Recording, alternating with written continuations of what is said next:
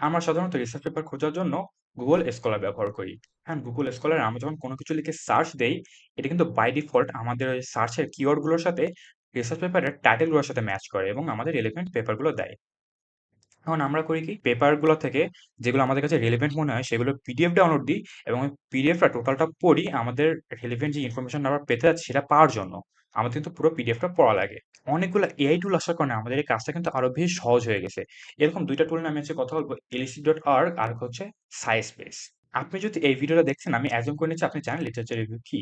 তো আমি আরেকবার বলি, লিটারেচার রিভিউ হলো critical summary and analysis of existing work. আরো সহজ ভাষায় আমরা কোনো রেলিভেন্ট ইনফরমেশন কালেক্ট এবং গ্যাদারিং এর যে প্রসেসটা এক্সিস্টিং ওয়ার্ক থেকে, সেটা হলো লিটারেচার রিভিউ। এখন আমরা ২ টা টুল দেখব, elicit.org আর হচ্ছে SciSpace। আমরা প্রথমে elicit.org দেখব। এখন elicit.org এর ২ টা ভার্সন আছে। মানে এই উইকেই ওদের নতুন একটা ভার্সন লঞ্চ হয়েছে। সো আমি প্রথমে পুরনো ভার্সনটা দেখাবো কারণ ওইটার সবগুলো ফিচারই ফ্রি। তারপরে SciSpace দেখাবো এবং তারপরে elicit.org এর নতুন ভার্সন সেটা দেখাবো। সো আমাদের পুরনো elicit.org ব্যবহার করতে গেলে আমাদের এই ইউআরএল এ যাওয়া লাগবে, old.elicit.org। এখানে আমরা যে ইনফরমেশনটা চাচ্ছি সেটা সার্চ দিতে পারবো। ধরেন আজকে আমরা অ্যাজিউম করে নিলাম আমাদের টপিক হলো impact of artificial intelligence on job market. So impact of AI on job market. So এইটা হলো এলসিডব্লিউআরগ এর আফটার সার্চ ইউআই। আমরা হচ্ছে পেপার টাইটেল গুলো দেখতে পারবো একটা কলমে এবং আরেকটা কলমে আমরা অ্যাবস্ট্রাক্ট সামারি দেখতে পারবো। অ্যাবস্ট্রাক্ট সামারি হলো আসলে যে আমাদের পেপারে যে সামারি, মানে পেপারে যে অ্যাবস্ট্রাক্ট থাকে সেটার একটা সামারি। এইটা হলো সবচেয়ে বড় একটা সুবিধা হলো এটা কিন্তু খালি টাইটেল থেকে সার্চ করে না, এটা কিন্তু অ্যাবস্ট্রাক্ট থেকেও সার্চ করে। সো আমাদের রেলেভেন্ট পেপার পাওয়ার প্রবাবিলিটি আরো অনেক বেশি। সো এখানে আমরা সবগুলো পেপার এবং তাদের অ্যাবস্ট্রাক্ট সামারি দেখতে পারবো।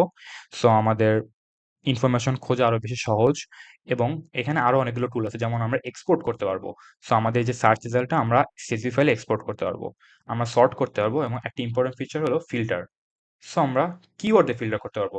যেমন আমরা যদি চাই যে এমন একটা কিওয়ার্ড যে এই কিওয়ার্ডটা প্রত্যেকটা পেপারে থাকবেই মাস্ট, যেমন আমি চাচ্ছি যে এআই, এই কিওয়ার্ডটা অবশ্যই থাকতেই হবে আমাদের পেপারে। সো আমরা সেটা লিখে সার্চ করতে পারবো এবং আমরা এটাও সার্চ দিতে পারবো যে অ্যাবস্ট্রাক্টে কোন কিওয়ার্ডটা কন্টেইন করে না।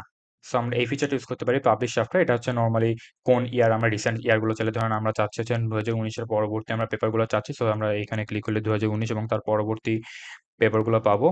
আরেকটা ইম্পর্টেন্ট বিষয় হলো স্টাডি টাইপ। পেপার তো অনেক টাইপের হয়, যেমন review, systematic review, meta analysis. এইটা আমার বেশি একটা পছন্দ হয় না কারণ আমার মনে হয়েছে এটা হচ্ছে টাইটেল থেকে সার্চ করে নরমালি এটা রিভিউ নাকি সিস্টেমেটিক রিভিউ, কিন্তু মোস্ট অফ দ্য পেপারে কিন্তু আসলে এটা লেখা থাকে না যে এটা আসলে সিস্টেমেটিক রিভিউ নাকি meta analysis most of the পেপারে।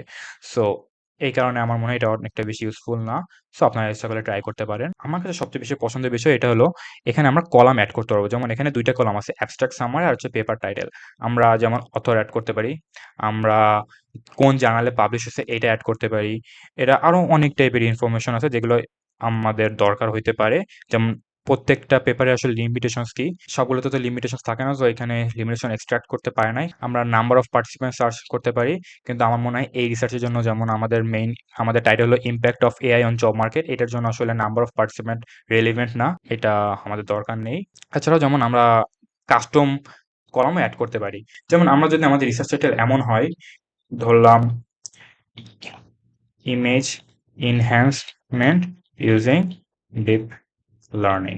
এখন ধরেন আমরা সার্চ করতে চাচ্ছি যে প্রত্যেকটা সিস্টেমে কোন টেকনোলজিটা ইউজ হয়েছে, যেমন টেকনোলজি ইউজড। যেমন এই পেপারে ডিপ লার্নিং ইউজ হয়েছে, এই পেপারে ডিপ লার্নিং ইউজ হয়েছে, এখানে কনভলিউশন নিউরাল নেটওয়ার্ক ইউজ হয়েছে, এখানেও কনভলিউশন নিউরাল নেটওয়ার্ক ইউজ হয়েছে, এখানে সিএনএন। এবং এই ইনফরমেশনগুলো কিন্তু অনেক বেশি ইউজফুল হতে পারে অনেক ক্ষেত্রে। যেমন আমরা যদি চাই খালি আমরা কনভলিউশন নিউরাল নেটওয়ার্ক গুলা পেপারে আমাদের দরকার, সো ওইখানে আমরা ইউজ করতে পারি। এই টুলটার সবচেয়ে বেশি ইউজফুল ফিচার আমার মনে হয়েছে ব্রেন স্টর্মিং। সো আমরা আমাদের সার্চের পর যদি জাস্ট ক্লিক করি, এখানে আমরা একটা অপশন দেখতে পাবো, brain storm question for image investment using deep learning. So আমরা কিন্তু আসলে অনেক সময় জানি না যে আমরা আসলে কি বিষয়ে সার্চ করতে চাই। আমাদের মেইন টপিকটা সিলেক্ট আছে কিন্তু আমরা কিন্তু এর আশেপাশে অনেক টপিক সিলেক্ট করতে পারি। সো আমরা আসলে ব্রেনস্টর্ম করতে পারি এই টুলটার মাধ্যমে। সো যেমন আমাদের আরো কিছু রিলেটেড কোশ্চেন দিয়েছে, যেমন what are the most successful deep learning models for image enhancement, how do different deep learning models compare in terms of accuracy and speed. So আমরা যেমন প্রথমটা চলে যেতে পারি। সো আমরা আরো রেলিভেন্ট কিছু পেপারস পেয়ে গেলাম। এই টুলের আরেকটা বেশ সুবিধা হলো আমরা যদি একটা পেপারের উপর সিলেক্ট করি আমরা কিন্তু অ্যাবস্ট্রাক্ট দেখতে পারবো এবং আমরা কোশ্চেন আস্ক করতে পারবো এখানে এই পেপার সম্পর্কে। যেমন আমি যদি আস্ক করি which technology have been used, যেমন ডিপ লার্নিং, কিন্তু আমার কাছে এই টুলটা অত বেশি পছন্দ হয় নাই, কারণ এটা মোস্টলি অ্যাবস্ট্রাক্ট থেকে এবং ইন্ট্রোডাকশন থেকে সার্চ করতে পারে, বাট পেপারের মধ্যে অনেক বেশি ইনফরমেশন আছে, এমন ইনফরমেশন আমি দেখছি যে এক্সিস্ট করে পেপারে, বাট এখানে সার্চ করলে অ্যান্সার দিতে পারতেছে না। সো সবসময় এটা ভালো মতন কাজ করে না। এবং আমাদের যদি মনে হয় আমাদের কোনো পেপার পরবর্তীতে আমরা রেফারেন্স করতে কাজে লাগবে, যেমন আমার যদি মনে হয় এই পেপারটা আমার কাছে রেলিভেন্ট, আমরা স্টক করে রাখতে পারি এবং পরবর্তীতে স্টার্টে ক্লিক করে আমরা ওই পেপারগুলো দেখতে পারবো আবার। সো এখন আমরা দেখবো হচ্ছে সাইস্পেস। সো এইটা হলো সাইস্পেসের ইউআই, অনেকটা সিমিলার অন্যান্য যে কোনো সার্চ ইঞ্জিনের মতনই।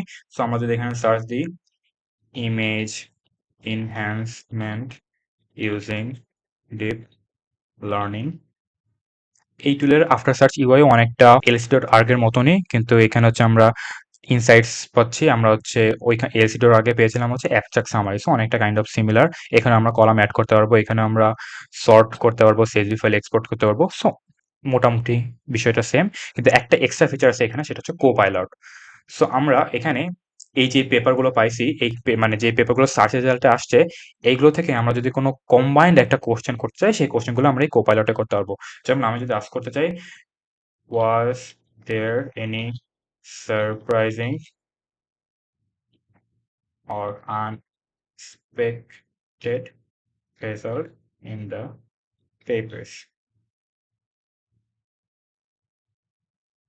এখানে কিন্তু খুব সুন্দর রেজাল্টস, যেমন in the paper image for breast cancer detection and screening mammography using deep learning, the study found that high frequency emphasis filtering technique achieved the highest accuracy score of 76.08% in the breast cancer classification, which was unexpected. So আমরা কিন্তু আরো বেশি insights পেতে পারি এই কোপাইলটের মাধ্যমে। So এটাই হলো মেইনলি সাইস্পেস আর এলস্টুড আর্গের মধ্যে মেইন ডিফারেন্স। তা বাদে মোটামুটি সবই সেম, এবং আমি আসলে দুইটা ইউজ করি এক এক সময় এক একটা, যখন যেটা আমার কাছে মনে হয় ইউজফুল তখন সেটা ইউজ করি। এখন এলিস্টোর আর্গের নতুন ভার্সন যেটা এই উইকে রিলিজ হয়েছে, আমি যখন এই ভিডিও রেকর্ড করতেছি, এখানে সব ফিচার আসলে ফ্রি না। এখানে যখন আমরা রেজিস্টার করবো নতুন একটা অ্যাকাউন্ট, আমরা 5,000 ক্রেডিট ব্যালেন্স পাবো, যেগুলো দিয়ে আমরা বিভিন্ন টুল ইউজ করতে পারবো। কিন্তু আজকে আমি যে টুলগুলো আপনাকে দেখাবো সেগুলোর বেশিরভাগই ফ্রি, এবং আমি বলে দেবো যে কোনটা ফ্রি এবং কোনটা প্রিমিয়াম ভার্সন। সো এখানে আমরা সিমিলার সার্চ করতে পারবো, যেমন আমরা যদি একই কোয়েরি সার্চ করি, যেমন image enhancement technique using deep learning. So নতুন ভার্সনের সবচেয়ে বেশি ইন্টারেস্টিং ফিচার হলো এইটাই যে আমরা একটা প্যারাগ্রাফ পাচ্ছি। সো আমাদের কিন্তু লিটারেচার রিভিউতে নর্মালি প্যারাগ্রাফ আকারে যে কোনো রিভিউটা লেখা লাগে। সো আমরা যে ইনফরমেশনগুলো এখানে পাই সেগুলো কিন্তু একটার পর একটা সাজে এবং এইভাবে রেফারেন্স দিয়ে এইভাবে লেখা লাগে। তো নতুন এলসিডোর আগে আমাদের এই কাজটা কাস্টম ভাবে ম্যানুয়ালি করা লাগবে না, আমরা এটা জাস্ট কপি করতে পারবো। বাট অবশ্যই ডাবল চেক করা বেটার, কারণ আসলে এটা AI generated content and sometimes AI can hallucinate. So যদি আপনি কোনো ইম্পর্টেন্ট ডকুমেন্টেশনের জন্য এই জিনিসটা লিখে থাকেন, অবশ্যই আপনার ডাবল চেক করা প্রয়োজন।